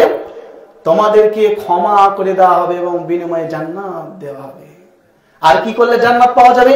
সাহাল বিন সাদ রাদিয়াল্লাহু তাআলা তিনি বলেন, সহিহ বুখারীর হাদিস, যে ব্যক্তি দুটি জিনিস হেফাজত করবে সে ব্যক্তি জান্নাতে যাবে। সহিহ বুখারী 6474 নম্বর হাদিস। এক, মাইয়াদমান লিমা বাইনা লিহইয়াইহি ওয়া মা বাইনা রিজলাইহি আযমান লাহু জান্নাহ। যে ব্যক্তি মুখের হেফাজত করবে, জিহ্বার হেফাজত করবে, হারাম ভক্ষণ করে না, সুদ খায় না, ঘুষ খায় না, তারপরে মানুষকে গালি দেয় না, মানুষকে কর্কশ ভাষায় কথা বলে না, হ্যাঁ, সব এগুলো মিলেমিশে চলে। এই মুখ জিহ্বার দ্বারাতে জেনা করে না, হারাম জিনিস ভক্ষণ করে না, বিড়ি জর্দা সিগারেট খনি গুটখা পান করে না, আল্লাহ তাআলা ওকে জান্নাত দিবেন। দুই নাম্বার হচ্ছে লজ্জাস্থানের হেফাজত। যে ব্যক্তি লজ্জাস্থানের হেফাজত করবে রাসূলুল্লাহ তাকে জান্নাতের গ্যারান্টি নিয়েছেন, দায়িত্ব। এই দুটি জিনিসের হেফাজত করলে জান্নাত পাওয়া যাবে, গ্যারান্টি। রাসূলুল্লাহ সাল্লাল্লাহু আলাইহি সাল্লাম তিনি বলেন, যে ব্যক্তি আল্লাহ তাআলার 99টি নাম অর্থ সহকারে বুঝে আমল করবে, মুখস্থ রাখবে, ওই ব্যক্তি জান্নাতে যাবে। সহিহ বুখারীর 2736 নম্বর হাদিস, আবু হুরায়রা রাদিয়াল্লাহু তাআলা তিনি বলেন, ইন্না লিল্লাহি 99 ইসমান মিয়া ইল্লা ওয়াহিদাতান মান আহসাহা দাখালাল জান্নাহ। আল্লাহ তাআলার 99 এর অধিক নাম রয়েছে, তার মধ্যে যে ব্যক্তি 99টি নাম মুখস্থ করবে, বুঝে সুঝে আমল করবে, ওই ব্যক্তি জান্নাতে যাবে। আর কে জান্নাতে যাবে? ওসমান রাদিয়াল্লাহু তাআলা তিনি বলেন, সুনানে তিরমিজির 318 নম্বর হাদিস, মান বানা লিল্লাহি মসজিদান বানাল্লাহু লাহু বাইতান ফিল জান্নাহ। যে ব্যক্তি খালেস দিলে আল্লাহকে খুশি করার জন্য মসজিদ বানাবে, আল্লাহ তাআলা তার জন্য জান্নাতে একটি ঘর নির্মাণ করবে। আর কে পাবে জান্নাত? আবু দারদা রাদিয়াল্লাহু তাআলা তিনি বলেন, সহিহ বুখারীর হাদিস, সুনানে তিরমিজির হাদিস 1918 নম্বর হাদিসে বলা হয়েছে, যে ব্যক্তি এতিমকে লালন পালন করবে, রাসূলুল্লাহ বলেন, আমি এবং যে ব্যক্তি এতিমকে লালন পালন করবে সে ব্যক্তি জান্নাতে একসাথে এইভাবে থাকবে। আবু দারদা তিনি বলেন, রাসূলুল্লাহ বলেছেন, আনা ওয়া কাফিলুল ইয়াতীমি ফিল জান্নাতি কাহাতাইন। আমি এবং ওই ব্যক্তি যে এতিমকে লালন পালন করে জান্নাতে এইভাবে থাকবো। বুঝা গেল না? আচ্ছা, সুনানে তিরমিজির 1900 নম্বর হাদিস, আবু দারদা রাদিয়াল্লাহু তাআলা তিনি বলেন, আল ওয়ালিদু আওসাতু আবওয়াবিল জান্নাহ। পিতা মাতা হচ্ছে জান্নাতের গেট, মা বাপ হচ্ছে জান্নাতের গেট। অনেক বর্ণনা রয়েছে, হুমা জান্নাতুকা ওয়া নারু, পিতা মাতাই জান্নাত, পিতা মাতাই জাহান্নাম।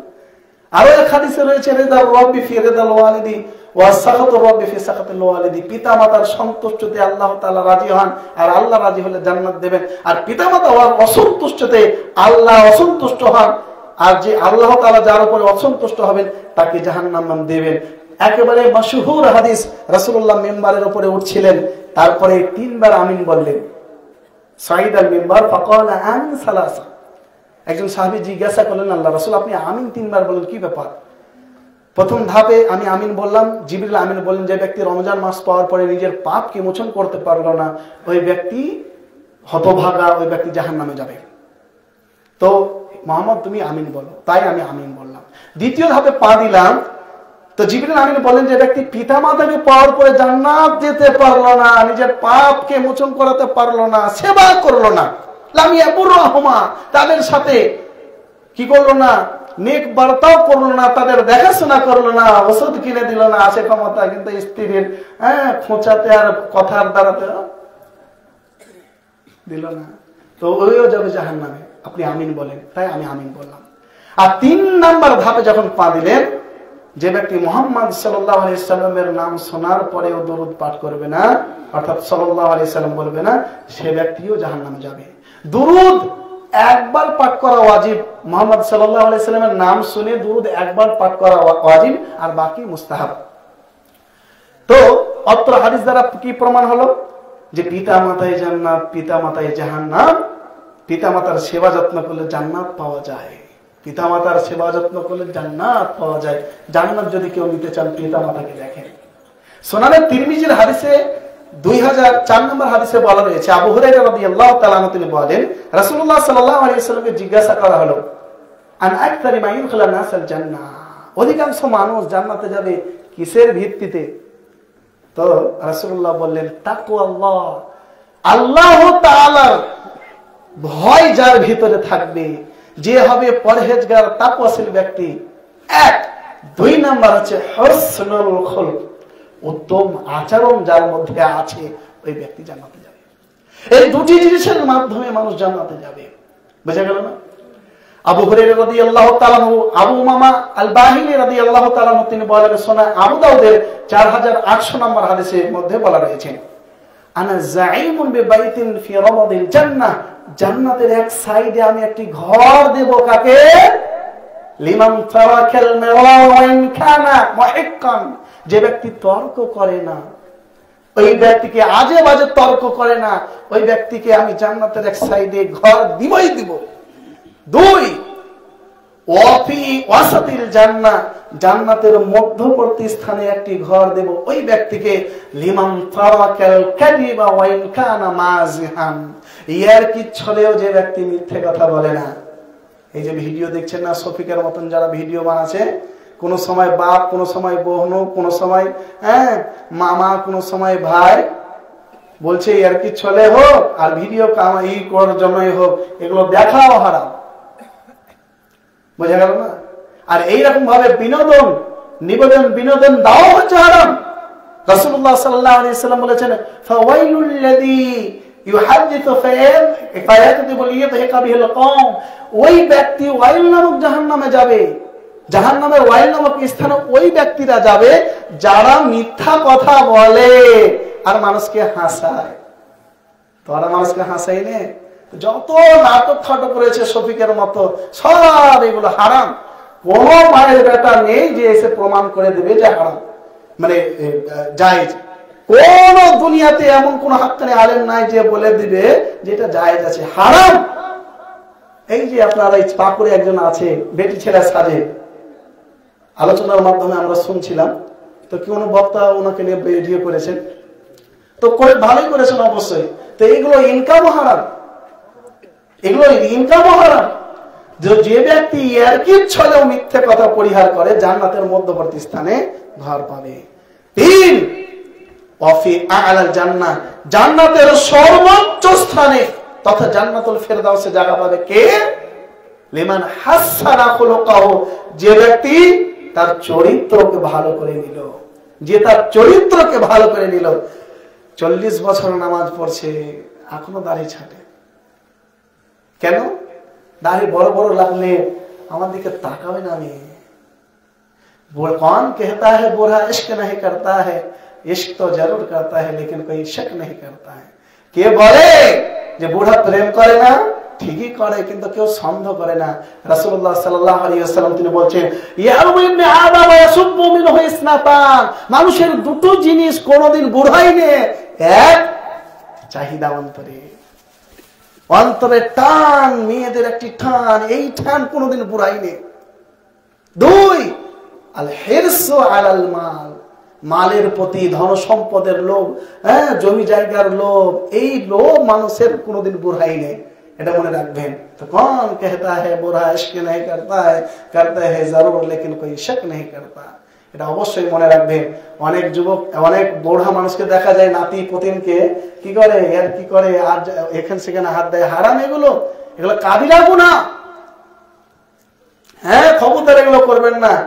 আমার সামনে আলহামদুলিল্লাহ ভালো ভালো মানুষ বসে আছেন, নামাজি মানুষ, আশা করছি আপনারা ভালোই হবেন। আর যদি আপনাদের মধ্যে এরকম কোনো বদ অভ্যাস থেকে থাকে ছেড়ে দিবেন।